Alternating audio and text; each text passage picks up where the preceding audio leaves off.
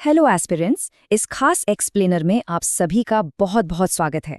आज हम जिस चीज़ का पूरा डिकोड करने वाले हैं वो है GMRCL यानी गुजरात मेट्रो रेल कॉरपोरेशन की 2026 की ऑफिशियल भर्ती। इस रिक्रूटमेंट से जुड़ी हर एक डिटेल जैसे कि योग्यता, पद, आयु सीमा, सिलेबस, एग्जाम पैटर्न और सैलरी, संपूर्ण जानकारी एक ही एक्सप्लेनर में हम कवर करने वाले हैं। तो चलिए बिना टाइम वेस्ट किए सीधे मुद्दे पर आते हैं। शुरुआत करते हैं इस बहुत ही शानदार नंबर से 383। जी हाँ, 383 ये टोटल वैकेंसीज हैं जो अहमदाबाद और सूरत के अलग अलग टेक्निकल पोस्ट्स के लिए निकाली गई हैं। सच कहूँ तो मेट्रो सेक्टर में करियर बनाने का ये एक बहुत ही बड़ा और बेहतरीन मौका है। तो आज के इस डिस्कशन का हमारा रोड मैप कुछ इस तरह रहेगा। हम कवर करेंगे पहला, पद और रिक्तियां; दूसरा, योग्यता और आयु सीमा; तीसरा, एग्जाम पैटर्न और चयन; चौथा, सैलरी और बॉन्ड; और आखिर में पांचवां, महत्वपूर्ण तिथियां और फीस। यकीन मानिए इस एक्सप्लेनर के बाद आपके मन में कोई डाउट नहीं बचेगा। तो चलिए सबसे पहले बात करते हैं सेक्शन 1 की, पद और रिक्तियां, यानी कि हमारे सामने क्या-क्या अवसर मौजूद हैं। इन 383 वैकेंसीज को अगर हम डिवाइड करें तो ये मेनली 3 कैटेगरीज में बटी हुई हैं। सबसे पहले स्टेशन कंट्रोलर और ट्रेन ऑपरेटर यानी SC/TO के लिए 89 वैकेंसीज हैं। फिर आते हैं जूनियर इंजीनियर्स, जहां इलेक्ट्रिकल और इलेक्ट्रॉनिक्स मिला के टोटल 42 पद हैं। और हाँ, सबसे बड़ा चंक है मेंटेनर्स का। इसमें फिटर, इलेक्ट्रिकल और इलेक्ट्रॉनिक्स ट्रेड को मिलाकर कुल 252 वैकेंसीज हैं। काफ़ी बड़ा नंबर है ये। अब आगे बढ़ते हैं सेक्शन 2 की तरफ, योग्यता और आयु सीमा। ये वो गेटकीपर्स हैं जिन्हें पार किए बिना इस रेस में आगे नहीं बढ़ा जा सकता। पोस्ट के हिसाब से एजुकेशन और एज लिमिट बिल्कुल अलग-अलग हैं, और यहाँ एक बहुत बड़ा कैच है।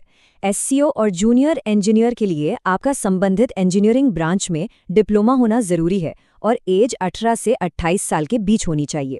अच्छी बात यह है कि जिनके पास इंजीनियरिंग की डिग्री है वो भी इन डिप्लोमा वाले पदों के लिए बेझिझक अप्लाई कर सकते हैं।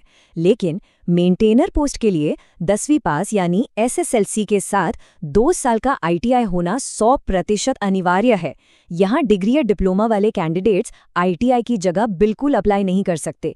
मेंटेनर के लिए एज लिमिट 18 से 25 साल रखी गई है। खैर, एज रिलैक्सेशन के रूल्स भी काफ़ी इंटरेस्टिंग हैं। अगर कोई कैंडिडेट गुजरात मूल का है तो आरक्षित वर्ग के पुरुषों और सामान्य वर्ग की महिलाओं को अपर एज लिमिट में 5 साल की छूट मिल रही है। वहीं गुजरात मूल की आरक्षित वर्ग की महिलाओं को तो सीधे 10 साल की छूट दी गई है। भूतपूर्व सैनिकों के लिए उनकी मिलिट्री सर्विस के सालों में 3 साल और जोड़कर छूट मिलेगी, जो कि मैक्सिमम 45 ईयर्स तक जा सकती है। योग्यता का क्राइटेरिया पार करने के बाद हम आते हैं सेक्शन 3 पर, एग्जाम पैटर्न और चयन प्रक्रिया। यहीं से असली चुनौती शुरू होती है। सिलेक्शन के बेसिकली 3 मेन स्टेप्स हैं। पहला स्टेप सबके लिए एकदम सेम है, एक रिटन एग्जाम। लेकिन दूसरा स्टेप जो कि साइको एप्टीट्यूड टेस्ट है, वो सिर्फ और सिर्फ स्टेशन कंट्रोलर और ट्रेन ऑपरेटर पोस्ट के लिए ही है, बाकी किसी को ये नहीं देना है। इसके बाद आता है फाइनल स्टेप, जिसमें डॉक्यूमेंट वेरिफिकेशन और एक बहुत ही स्ट्रिक्ट मेडिकल टेस्ट होता है। चलिए रिटन टेस्ट के पैटर्न को थोड़ा समझते हैं। टाइम लिमिट दोनों पेपर्स के लिए 2 घंटे यानी 120 मिनट ही है, लेकिन SC/STO और जूनियर इंजीनियर कैंडिडेट्स को 120 मिनट में 120 सवाल सॉल्व करने होंगे, जबकि मेंटेनर्स को सिर्फ 100 सवाल हल करने हैं। सिलेबस की बात करें तो दोनों पेपर में कुल 5 सब्जेक्ट्स आएंगे। आपका टेक्निकल नॉलेज, गुजराती भाषा, लॉजिकल रीजनिंग, क्वांट्स और जनरल इंग्लिश। अब मेरी बात बिल्कुल ध्यान से सुनिएगा, क्योंकि ये लिटरली एक गेम चेंजर साबित हो सकता है। इस एग्जाम में सारे सवाल कंपलसरी है। अगर कोई आंसर गलत होता है या फिर अगर कोई सवाल बिना सॉल्व किए ऐसे ही छोड़ दिया जाता है तो दोनों ही केस में 0.25 की नेगेटिव मार्किंग होगी, मतलब खाली छोड़ने पर भी नंबर कटेंगे। लेकिन इससे बचने के लिए OMR शीट में एक शानदार ऑप्शन E दिया गया है। अगर आंसर नहीं पता तो बस ऑप्शन E भर दीजिए, आपकी कोई नेगेटिव मार्किंग नहीं होगी। है ना कमाल का ट्रिक?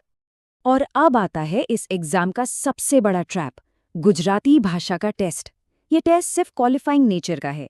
जनरल कैटेगरी को 60% और रिजर्व कैटेगरी को 50% मार्क्स लाने ही होंगे। अगर इसमें फेल हो गए ना तो बाकी पेपर में चाहे आप टॉप ही क्यों ना कर लें, सिलेक्शन नहीं होगा। लेकिन हाँ, एक रिलीफ ये है कि इसके मार्क्स फाइनल मेरिट लिस्ट में नहीं जुड़ेंगे। अब चलते हैं सेक्शन 4 की तरफ, सैलरी और बॉन्ड।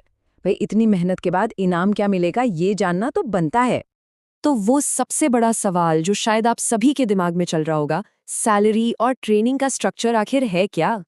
जॉइनिंग के बाद शुरुआती 2 साल ट्रेनिंग और प्रोबेशन के होंगे। इस दौरान एससीटीओ और जेई को हर महीने 18,000 रुपए का स्टाइपेंड मिलेगा, जो बाद में 20,000 रुपए की फिक्स्ड कंसोलिडेटेड सैलरी में बदल जाएगा। वहीं मेंटेनर्स का स्टाइपेंड 14,000 से शुरू होकर 16,000 रुपए प्रति माह तक जाएगा। जब ये 2 साल सफलतापूर्वक पूरे हो जाएंगे, तब जाके कैंडिडेट्स को रेगुलर आईडीए पे स्केल पर रखा जाएगा।